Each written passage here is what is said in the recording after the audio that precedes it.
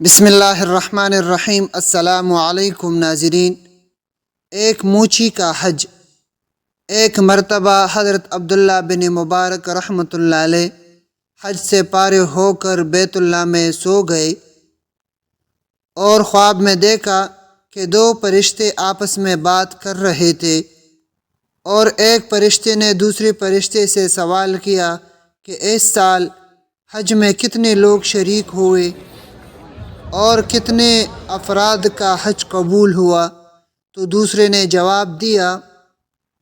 دوسرے فرشتے نے جواب دیا کہ 6 لاکھ لوگ حج کرنے آئے، لیکن ایک کا بھی حج قبول نہیں ہوا۔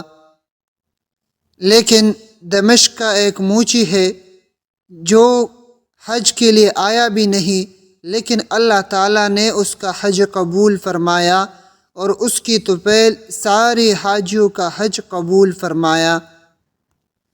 عبداللہ بن مبارک رحمۃ اللہ علیہ نے جب یہ خواب دیکھا اور بیدار ہو گئے تو دمشق کے لیے روانہ ہوئے موچی کو دیکھنے کے لیے۔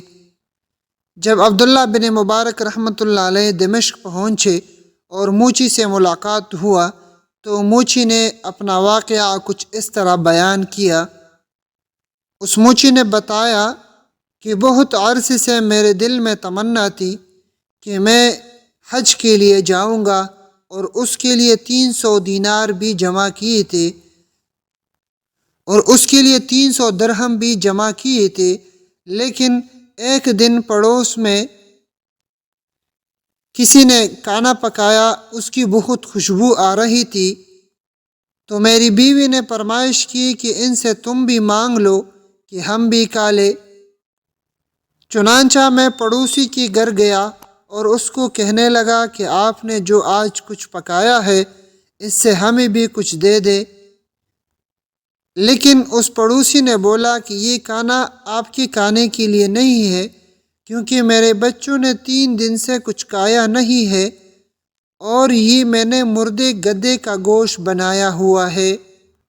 یہ سن کر میں اللہ تعالیٰ کی ڈر سے، خوف خداوندی سے لرز گیا اور اپنا سارا جو مال جمع کیا تھا وہ اس کے حوالے کر دیا، اور یہ تصور کر لیا کہ میرا ایک مسلمان سے مدد کرنا، ایک مسلمان سے ہمدردی کرنا، اس کی مدد کرنا میرے حج کی برابر ہے۔ حضرت عبداللہ بن مبارک رحمۃ اللہ علیہ نے یہ واقعہ سن کر فرمایا کہ فرشتوں نے بالکل سچ بات کہی تھی، اور فرمایا کہ اللہ تعالی حقیقتاً قضاء و قدر کا مالک ہے۔